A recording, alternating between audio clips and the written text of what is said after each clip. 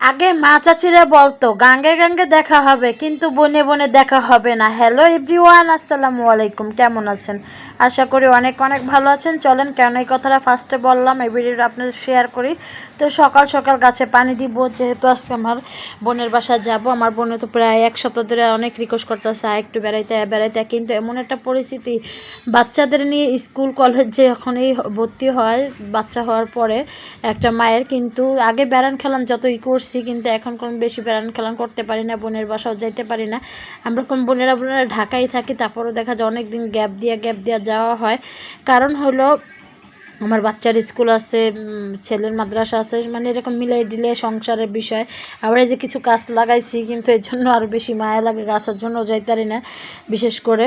তা যাই হোক, এর জন্য করে মা চাচির আগে বলতো গাঙ্গে গাঙ্গে দেখা হবে কিন্তু বনে বনে দেখা হবে না। দেখেন গ্রামে আমরা যখন রয়েছি, কত আশেপাশে বান্ধবীরা ছিল, কিন্তু তাদের সাথে দেখেন বছরের উপর বছর চলে যায়, তারপরেও কিন্তু দেখা হয় না। তারপর আলহামদুলিল্লাহ আমরা বোনেরা মোটামুটি দেখা করতে পারি, যেহেতু আমরা বোনেরা ঢাকা থাকি। এই জন্য মাঝে মধ্যে দেখা যায় কোনো অনুষ্ঠান হয় তখন কম যাওয়া আসা হয়, যেহেতু আমার বাবা মা গ্রামে থেকে আসবে, এর জন্য হলো আমার যাওয়া। তো আমি ভাবলাম আমার ছাদ বাগান থেকে কিছু সবজি তুলে নিয়ে যে আমার বোনেরা খুশি হবে।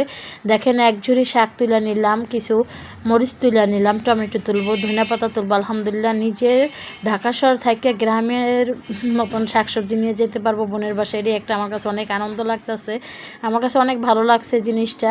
আর দেখেন আমার কচু গাছ, কিন্তু আমার 2 দিন যে থাকবো, কীভাবে যে গাছে পানি দিব না দিব, এটাও অনেক টাফ ব্যাপার। তো যাই হোক, এদিকে হলো আমার প্রত্যেকটা গাছে আমি বেশি বেশি করে 2 মগ করে পানি দিয়ে যেতেছিলাম আজকে, সবজি খোসা ভিজানো পানি, কারণ জানি একটু কম লাগে। তারপরও দেখবেন আইসা, তারপর আমি 2জনটা বলে গেছি হয়তো মোটামুটি দিবে পানি, অত ই করবো না। আর আমার গাছে কিছু একবারে শেষ পর্যায়ে টমেটো, এই টমেটোগুলো তুলে নিয়ে যেতেছি, যে আমার বোনেরা টমেটো দেখলে অনেক খুশি হবে। গ্রামের জিনিসগুলো অনেক ভালো, যেহেতু আমি শহরে থাকি, তারপর আমি নিজে ছাদ বাগান করছি, তার থেকে তো কিছু সবজি নিতেই হবে বলেন।